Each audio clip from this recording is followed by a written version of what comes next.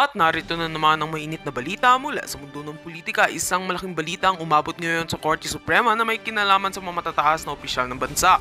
Sa wakas, inihain na ang kaso laban kay President Kuting ng Norte Jr., First Lady Lizata Nasmags at House Speaker Martin Tambalos Los Romualdez. Ayon sa mga ulat, ang tatlong leader na ito ay kinasuhan na ng ilang mga kasong may kinalaman sa umano'y mga hindi tamang gawain sa pamamahala ng bansa. Ang kasong ito ay nagdulot ng matinding reaksyon mula sa mga mamamayan at politiko sa buong bansa. Ayon sa mga eksperto, ang mga kaso na isinampa laban sa mga Marcos ay may kinalaman sa mga aligasyon ng korupsyon at hindi tapat na paggamit ng pondo ng bayan. Ang mga reklamo ay nagmula sa ilang sektor ng lipunan, partikular na ang mga nag-aalala sa transparency at accountability ng kasalukuyang administrasyon. Habang ang mga akusasyon ay patuloy na inoobserbahan, may mga nagsasabing ang mga kasong ito ay isang hakbang patungo sa pagkakaroon ng mas malalim na pagsusuri sa pamamahala ng gobyerno. Sa ngayon, wala pang formal na pahayag mula sa mga inakusahan hinggil sa mga kasong isinampa laban sa kanila. Subalit, umaasa ang mga naghahain ng kaso na ito na magiging tapat ang Korte Suprema sa kanilang investigasyon at magbibigay ng hustisya sa mga aligasyong ito. Ang mga kasong ito ay isang malaking pagsubok sa kredibilidad at integridad ng kasalukuyang administrasyon at marami ang nakatutok sa magiging hakbang ng Korte Suprema sa mga susunod na araw. Samantala, ang mga taga-suporta ng administrasyon ay mariing ipinaglalaban na lamang na walang patayan ng mga akusasyon laban kay President Marcos at sa kanyang pamilya. Ayon sa kanila, ang mga kasong ito ay isang anyo ng politika at walang basihan. Hinihikayat nila ang publiko na maghintay ng formal na proseso at huwag magpadala sa mga hindi kompormadong impormasyon. Ngunit ang mga kritiko naman ay patuloy na nagsasabi na kinakailangan ng transparency at pananagutan mula sa mga nasa pwesto ng kapangyarihan. Tinututukan natin ang mga kaganapan ukol sa kasong ito at patuloy naming ibabalita ang anumang magiging desisyon ng Korte Suprema. Kung magpapatuloy ang proseso, ito ay magiging isang malaking hakbang sa ating demokratikong sistema at sa laban para sa katarungan. At heto nga mga balitang ating pagkakatutukan at kung bago ka pa lamang sa aking channel, ay huwag kakalimutang mag-like, share and subscribe para updated ka sa aming mga bagong balita dito sa Tatak Pinas.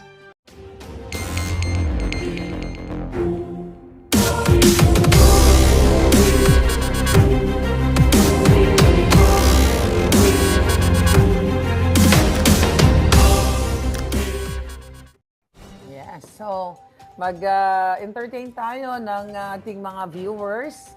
Ayan po, si Miss Elena Bisquera, ma'am. Bago nyo po kayo magsalita, please paki-close ang inyong browser or inyong TV kung meron man para hindi po tayo nag-e-echo. Alright, Miss Elena Bisquera, how are you? Yes, ma'am. Hi po, Good morning. kumusta ka Good nga? evening po. Saan ka uli? Saang bansa ka? Walangga, nasa Pilipinas lang po ako. Okay, anong balita dyan? Nasa Maynila ka ba? Pupunta ka ba ng EDSA? Pupunta nga sana ako. 67 na po ako. Kaya lang, meron akong condition eh. Kaya nga nakukonsensya ako. Okay lang po, mag-stay na lang kayo sa bahay kung may condition kayo. Gusto ko It's not pumunta. advisable. Meron akong spondylosis. Meron akong ganun. May chronic akong back pain. Ganun. Okay. Ano po yung nyo, masasabi mo diyan? Kumusta muna po lang ang buhay nyo dyan sa Caloocan? Makukumpara mo ba yung panahon ni Pangulong Duterte? Nawala ba yung mga addictus sa inyong lugar? Ay, unahin ko yon ano? Ako po, marami akong kamag-anak, mga pamangkin na addict noon. Noong panahon na hindi pa si Duterte umupo. Nung umupo si Duterte, nako, ako nababahala talaga ako. Bawat may palabas sa TV na may tinapon doon na ganun, talagang tinatawagan ko agad sila. Siyempre kahit pa paano mga kamag-anak ko yun. Oo. Ngayon, sinasabihan ko sila na magtigil na kasi kayo, tumigil na kayo. Kung ayaw niyo pang tumigil, lumayas kayo dito. Kung saan kayo umuwi kayo ng Surigao. Taga Surigao po kami. Yan si Barbers. Buisit na yan. Kababayan mo. Okay. Ang kababayan namin, yumaman na daw ngayon, may bago siyang restaurant na malaki doon. So, ano po yung sentimiento nyo ngayon dyan sa buhay ninyo? Ano ba? Nagmura ba Pero ang madam, bilihin? Ano yung situation? Ay naku, ang mahal po. Palangga. Ang hirap-hirap talaga. Pero madam, yung mga pamangkin ko, sa totoo lang talagang nagbago sila ngayon, noong panahon ni Duterte. Tapos ngayon, hindi na sila bumalik. Tuwan-tuwa ako. At least hindi na po sila bumalik. Hindi na. Lagi kong minomonitor talaga po. Kasi dito yung nagtatrabaho sa akin pagka meron akong pinapagawa sa bahay ko. Oo. Meron akong isang patatawanin lang kita. Noong, Sige po. noong panahon na ako sa'yo, nung umpisa akong nag-subscribe sa'yo, Nga po. ano yun inauguration na. Tapos na yung election, inauguration na yun. Kaya hindi kita napapanood nung araw. Okay. Ngayon, ang inauguration, nakita kitang nag-live ka noon, nasa hotel ka yata noon, suot-suot mo yung gawa ni yung kalaban mo ngayong maputi. Alam na po Suot-suot yan, mo yun. na-discuss Kasi na kaso. pinagmamalaki mo pa ngayon suot Oo, natin tama. ang ating sariling atin, sabi mo. Promote pa tayo nun eh. Oo, nagpo-promote ka. Tuwan-tuwa ako sa'yo dahil sabi ko, siguro ito yung nawawalang anak ni Digong. Kung gano'n. Kasi ang Nawawalang tapang mo. Hi, Spox. Yeah. Spox Hari, good evening po. si Spox Hari, hindi ko makalimutan yan doon sa, ang tawag dito, sinubaybayan ko siya doon sa, sino ba yung ng mga Amerikano? Siya ang nun, lawyer. Yung lawyer, si folks sa kami. Oo. Jennifer Laude. Si Jennifer Oo. Laude. Yun po, sinubaybayan ko, kaya nakilala kita. Sabi ko, ang galing-galing naman ni Attorney Harry Roque. Sabi ko gano'n. O, balik tayo doon sa, kay Miss Marlica. Alam mo, Miss Marlica, ang punot dulo po nitong lahat, tama ka, si Lisa. Alam niyo po, noong inauguration, tutok na tutok ako noon. Talagang hindi ako kumukurap sa TV. Nakita ko yung pagdila niya. Nadismaya ka Oo, agad. nakita ko ng yun. dila. Hindi, red flag sa akin yan yung mga Yeah. babaeng dumidila. Ahas po kasi eh.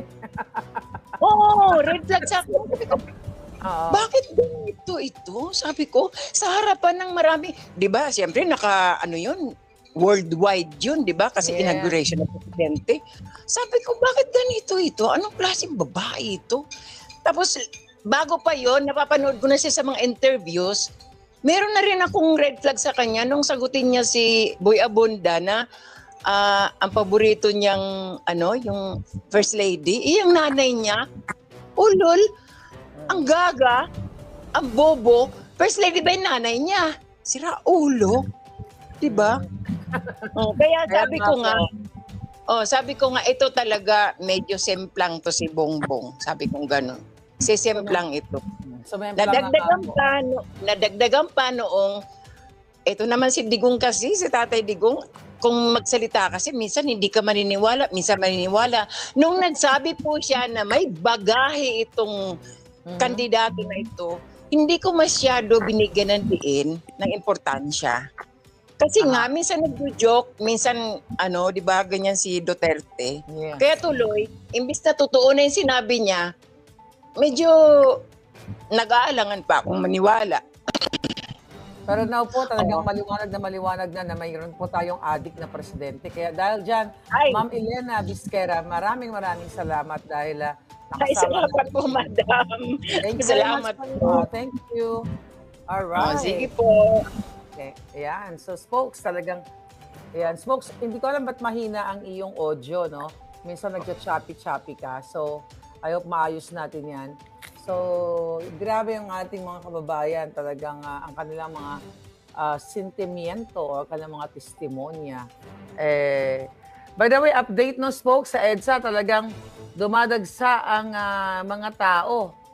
At patuloy na, nagmo-monitor tayo kay, ayan po ngayon, ayan. Patuloy na dumadagsa ang mga tao. Ayan, nakita nyo yan, may mga nag-distribute ng food. Nagpadala tayo ng tubig at tinapay doon, mga palangga. Thank you. Ayan, talagang mukhang mapupuno ang EDSA ngayon. Kaya naman, I hope talagang tuloy-tuloy na. At pumunta na po kayo ngayon sa EDSA. Magtuloy-tuloy na tayo. So, yes folks, balikan natin yung issue na pag-release na nga dito kay Attorney Zulaika. Actually, may magtatanong sa atin, si Kent, Kent, ang tanong ni Kent ay regarding kung about constitutionality ng contempt, ay papuntay na natin siya. Kent, Okay. akit ka na, pakimute mo yung iyong TV or ang iyong browser, please. Hi, Kent. Hello po, ma'am. Yes, ang katanungan mo sa ating abogadong Harry Roque. Yung regarding lang po sa while it's understandable po na mag-contempt sila, pero tatanong ko lang po kung constitutional po ba na mag-extend sila ng contempt na for based From lang 5 po days, sa tapos nagustuhan nila. naging 5 Oo. days uli. Mm-mm. Oo. Well, okay. Mabilis ang dapat po yan sa saligang batas. Pagkaman, Putol-putol ka, spokes. Hindi ka Oo. maintindihan. sa kaso ng Benzong, sa kaso ng kung kinakailangan ng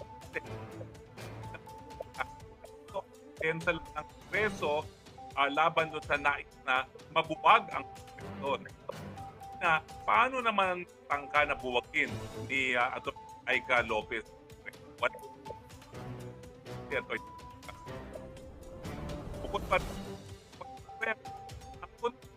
ay dapat doon sa mga bagay-bagay na relate po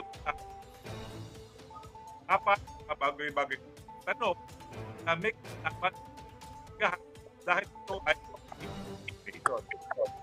dapat magparusa dahil lang ng ehekutibo hukuman. Sila ay dapat magparusa lang at kapag wala kinalaman yan sa legislation, yan ay dapat sasali ka. Ako, ang constitution na hindi naman nakaupo pagkarihan na nagparusa sa kanya ng 10 araw na pagkakakulong, darating ikaw na ng kanyang Yeah.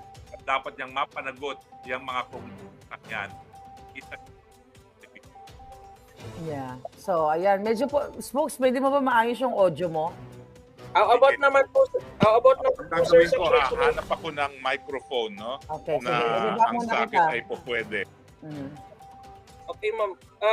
Ano po masasabi niyo, ma'am, regarding sa impeachment against VP na sinabi ni BBM wag yan ituloy?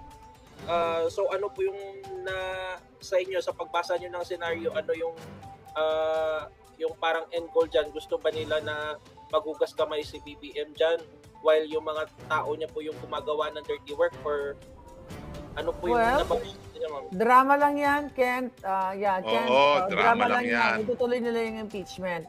Dahil 2023 pa lang, tinarget na nila yan. Right, spokes? Oo, naniniwala Okay, sir. tayo na drama lang yan para mailihis yung galit ng taong bayan, mailayo kay BBM, kay Bangag. Pero ang tanong ko, meron ba namang ginagawa ang Kongreso sa ilalim ni Insan Tabaluslos na walang approval ng Presidente? Kung talagang siya ay tutol sa gawain ni Tabaluslos yan sa Kongreso, sinisanti na niya ang pinsan niya bilang speaker. So ang tunay na ebidensya na siya ay tunay sa kanyang mga sinasabi na itigil ang impeachment, sisantihin na niya ang kanyang speaker dahil pag sinisanti niya, hindi naman gagalaw ang mga congressman para tanggalin ang Inday Sara Duterte. Pero mangilabot kayo mga politiko sa Kongreso, ha? 32 million record holder sa kasaysayan ng Pilipinas, ang pinakamaraming nagsuporta kay Inday Sara Duterte. Mangilabot kayo kung tatanggalin nyo sa puwersa, sa pwesto ang tao na linuklok ng 30 million Pilipino, matakot kayo sa hagupit ng 30 million na Pilipino. Yes. Okay po, ma'am. Thank you po, ma'am. Okay, maganda po yung question kanina eh. So, actually, yung signal lang po yung ka-problema. Pwede po ba, sir, na ulitin nyo yung sagot nyo kanina regarding sa pag-extend po ng contempt? Saka yung ano na lang po, yung pag-transfer po ng from sa facility ng Congress to correctional po. Ano po yung masasabi nyo dyan kung constitutional po ba siya o hindi? Labag po yan sa saligang batas. Unang-una, ang dahilan kung bakit siya na-contempt, hindi dapat basehan para ma-contempt. Ang contempt ay para depensahan lamang ang institusyon, hindi ito pagpaparusa.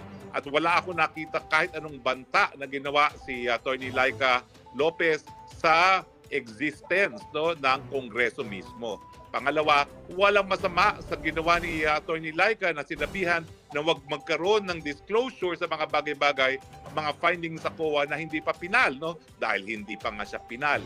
At yung sinasabi naman na siya ay nagpakulong, nagpasisante na isang tao, hindi naman po totoo yan dahil yung Assistant Secretary na nasisante, siya po ay nasisante dahil lamang po sa pagtanggap ng presidente ng kanyang pagbibitiw.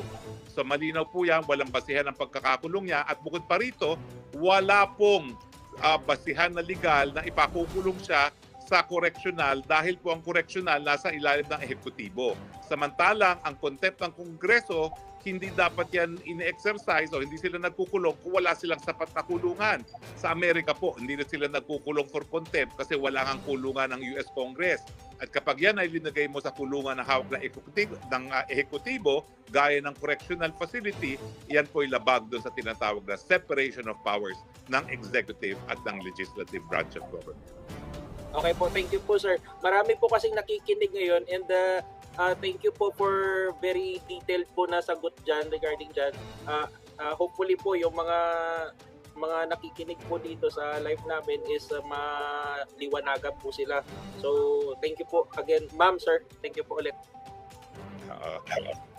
Ayan, nakikita natin ngayon na kapatid na Maharlika, no, yung live footage galing sa EDSA, no? Yeah.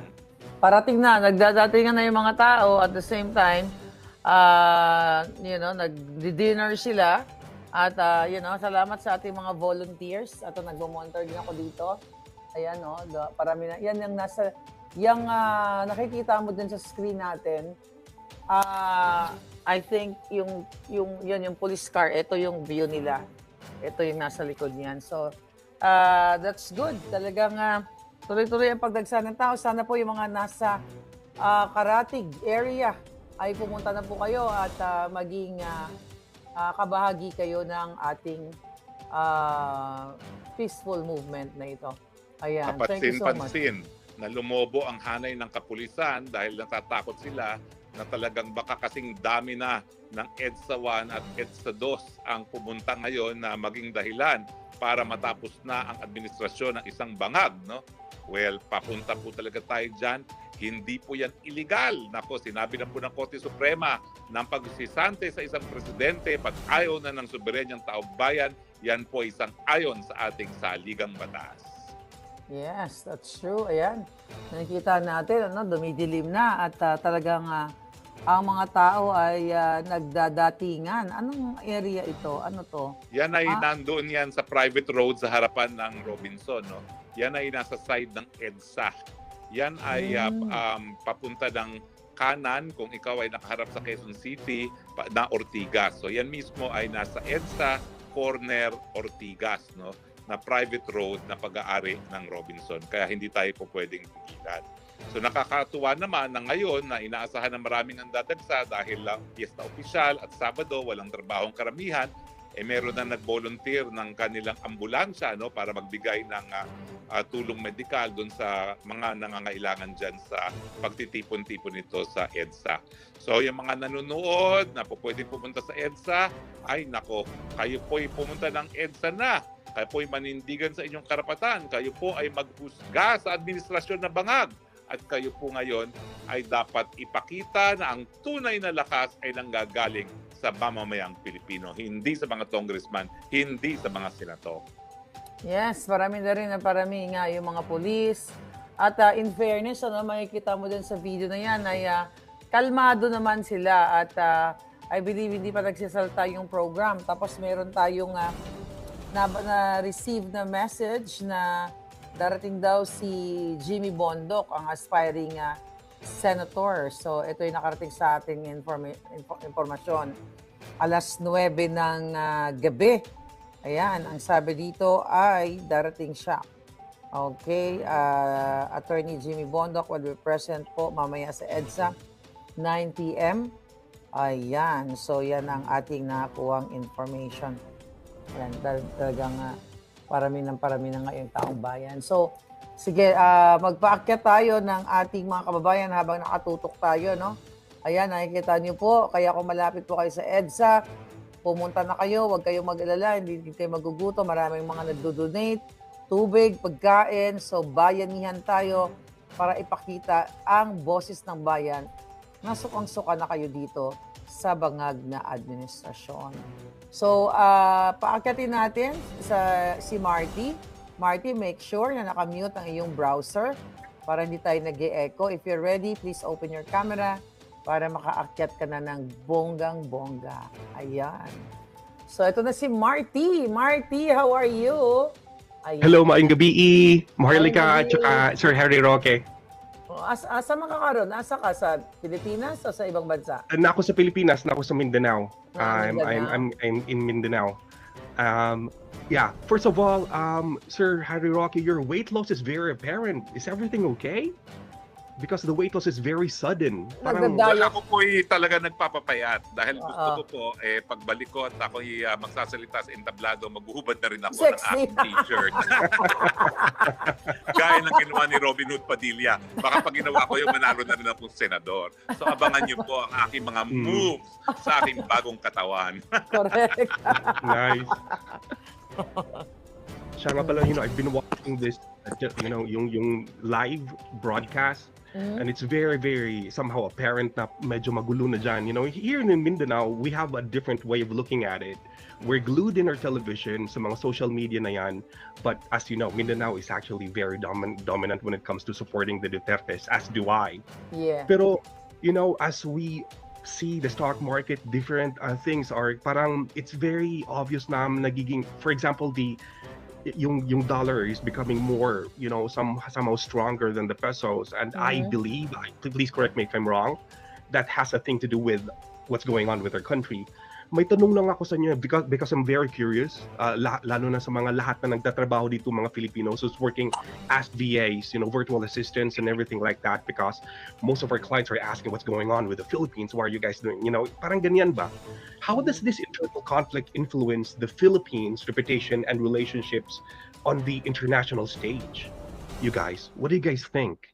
Lalo na kang alam mo, you're there and abroad. Go ahead, sir. Ang tingin ko naman, napipika ng Pilipino dahil din sa impluensya ng mga Pilipino na nasa ibang bansa. Yung mga nasa Europa, nakikita nila, libreng paggamot, libreng gamot, libreng edukasyon, libreng mapanganak, libre ang pag-ibig. Absolutely. At saka wala halos balita pagdating sa korupsyon. Ngayon naman, nakikita nila na dito sa Pilipinas, napakataas ng ating binabayad na buwis, meron namang konting Totoo. pera na nakalaan para sa libreng paggamot at libreng gamot, ay ginagastos pa para sa mga proyekto ng mga congressman at senador at para sa mga ayuda. No? So sa tingin ko, nagbagong perspektibo talaga ng mga Pilipino sa dami ng mga Pilipino na nagtatrabaho hindi na lamang sa Middle East, kundi sa mga bayan na alam nating progresibo gaya ng mga iba't ibang bansa sa Europa, Canada, Australia, Japan. No? At pati nga dito sa Middle East, no, napakahirap ngayon magkumbinse na sa Middle East magtrabaho mga Pilipino dahil mas ninanais na nila pumunta sa Europa at sa Amerika at sa Canada at saka sa Australia kung saan mas maraming benepisyo. So, nagkaroon na ng bagong pananaw ang mga Pilipino natin dahil sila nga po ay nakakapagtira na at nakakatrabaho sa mga progresibong mga bansa. Pangalawa, matindi na rin kasi pag-abuso sa kapangyarihan. At dahil ikaw ay taga Mindanao, nakita nila ang pagkakaiba ng tatak Duterte sa tatak Marcos, no?